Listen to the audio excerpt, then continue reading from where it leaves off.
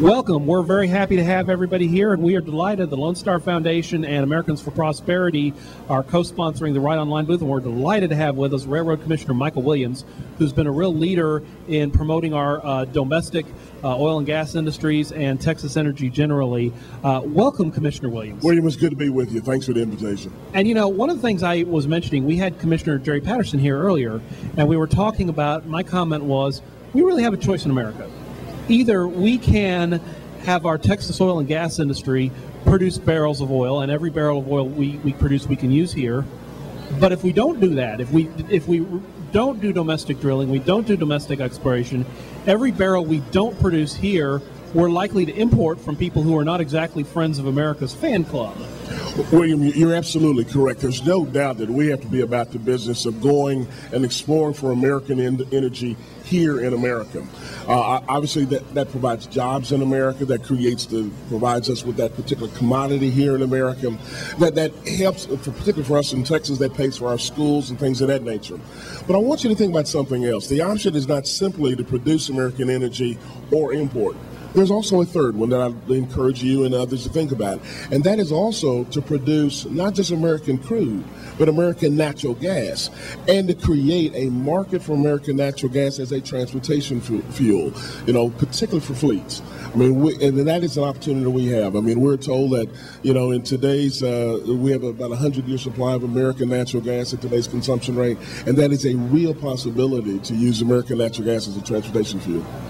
And one of the things people may not realize about natural gas is on environmental issues, particularly in fuels, there are significant, it can be significantly better for the environment on some of those issues. You know, one of the initiatives that I have is called the Breathe Easy Initiative. I've been trying to encourage our school districts to convert from diesel and gasoline to propane and natural gas. And if you look and compare the emissions on propane and natural gas school buses, for instance, to diesel, whether it's on VOx, particulate matter, whether NOx or others, there's significant reductions. And so obviously that not only is an American fuel, which means those dollars stay here in America, it's a clean fuel, and quite frankly, it is a fuel that is ours.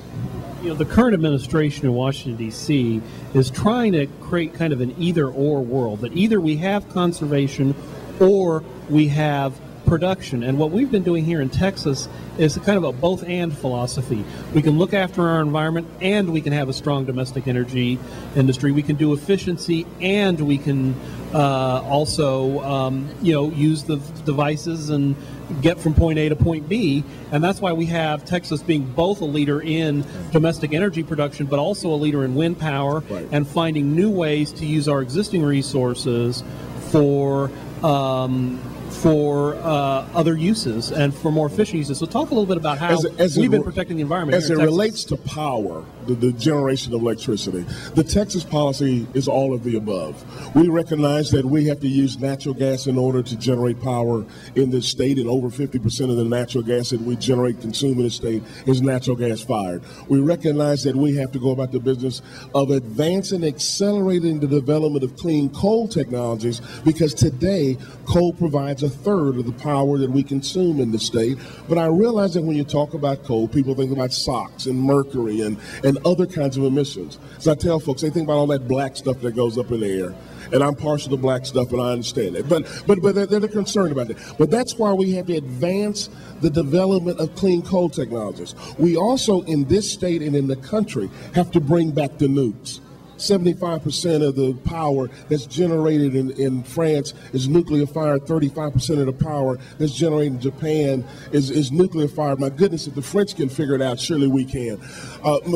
And then we complement natural gas, clean coal, and nuclear power with wind and solar, biomass, and energy efficiency. And we've got to sort of solve some riddles with particularly wind and solar that are in front of us. God had a sense of humor. For us in Texas, he put the sweet spot for Texas wind in West Texas, and he put the demand load here in DFW. He just wanted to see if we could get West Texas wind in DFW. And he also said we're going to have the wind blow strong in the early morning and in the early evening, but not in the middle of the day when folks are at school and work. So we have to advance the development of those storage facilities where those technologists say they're close to building storage facilities where you can capture wind when it's generated and you save it so that you can use it when you need it. But that's the Texas way. The Texas way says turn loose the technologists, the engineers, the entrepreneurs, the innovators to create that next generation of energy technology so that we can take the resources that God gave us, oil, natural gas, nuclear power, clean coal, and use them to make power that's affordable, reliable, clean, and safe for Texas and America.